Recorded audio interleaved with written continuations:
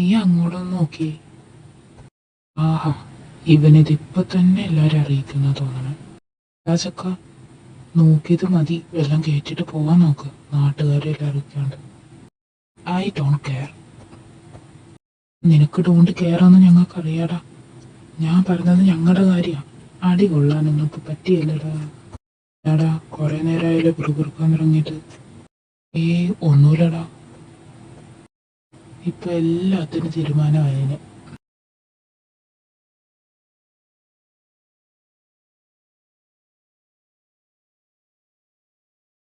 എടാ, കല്യാണം സിമ്പിളായിട്ട് നടത്തുന്നോണ്ട് വേറെ പ്രോഗ്രാം ഒന്നുമില്ലടാ. നിങ്ങളൊക്കെ ഇതൊന്ന് കളറാക്കി തരണേടാ. അത് ഞങ്ങളേറ്റു, കളറാക്കിയാ പോരെ. എന്നാ ജെകെയുടെ വക ഒരു സോങ്ങും കൂടി ഇരിക്കട്ടെ, അല്ലേടാ? ഒന്ന് പോടാ, ഇപ്പൊ സോങ് പാടാനുള്ള സിറ്റുവേഷനിലാണല്ലോ ഞാൻ. നിന്റെ സിറ്റുവേഷൻ എന്നാ പറ്റി? വല്ല ചുറ്റിക്കളിയും ഉണ്ടോ? നീ എന്താടാ അങ്ങനെ പറയണേ? അങ്ങനെയൊന്നുമില്ലടാ, ഉണ്ടെങ്കിൽ ഞങ്ങൾ അറിയേലേ.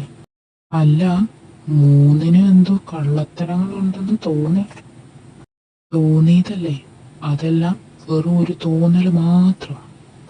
ഹാ, അതൊക്കെ പോട്ടെ, ഇവൻ പാട്ടൊക്കെ പാടുവോ? അതെന്നാ ചോദ്യാടാ? ഇവനല്ലേ നമ്മുടെ ഗ്രൂപ്പിലെ പാട്ടുകാരൻ. എന്നിട്ട് ഞാനിതുവരെ ഇവൻ പാടണ കേട്ടിട്ടില്ലല്ലോ. നീ വന്നപ്പോഴേനും അവനെല്ലാം നിർത്തി പെട്ടിയിലാക്കി വെച്ചില്ലേ, പിന്നെ എങ്ങനെ കേൾക്കാനാ?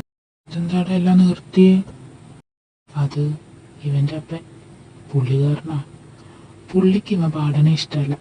കോളേജിൽ വെച്ച് ഞങ്ങൾ നിർബന്ധിച്ചിട്ടാ ഇവൻ പാടണ തന്നെ. പിന്നെ കോളേജ് കഴിഞ്ഞൊരു ജോബൊക്കെ ആയപ്പോൾ ടൈമില്ല. ഇവന്റെ അപ്പൻ സമ്മതിക്കില്ല. അതോടുകൂടി എല്ലാം കെട്ടിപ്പൂട്ടി വെച്ചു. അത് കൊള്ളാലോ, ഞാൻ നിന്നെ കോളേജിലേ പരിചയപ്പെടേണ്ടതായിരുന്നു. ഇത് നമ്മൾ പൊളിച്ചേനെ. ഏതായാലും കഴിഞ്ഞതൊക്കെ പോട്ടെ, നിന്റെ പാട്ട് ഞാൻ കേട്ടിട്ടില്ലല്ലോ. നീ അതുകൊണ്ട് പാടണം, കേട്ടല്ലോ?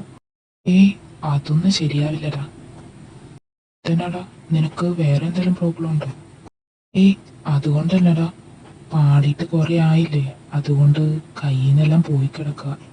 അത് സാരമില്ല, 2 ദിവസം ഉണ്ടല്ലോ, മോനിരുന്ന് പാടി പഠിക്കുക. ഓക്കെ, പിന്നെ പാട്ടിനുള്ള ബാക്കി സെറ്റപ്പൊക്കെ ഞാൻ ചെയ്തോളാം. അത് വേണോ? അവൻ പറഞ്ഞല്ലടാ, നീ ഒന്ന് പാട്, ഞങ്ങൾക്കും കേൾക്കാലോ. അതെ, പ്ലീസ് സ്റ്റാർ.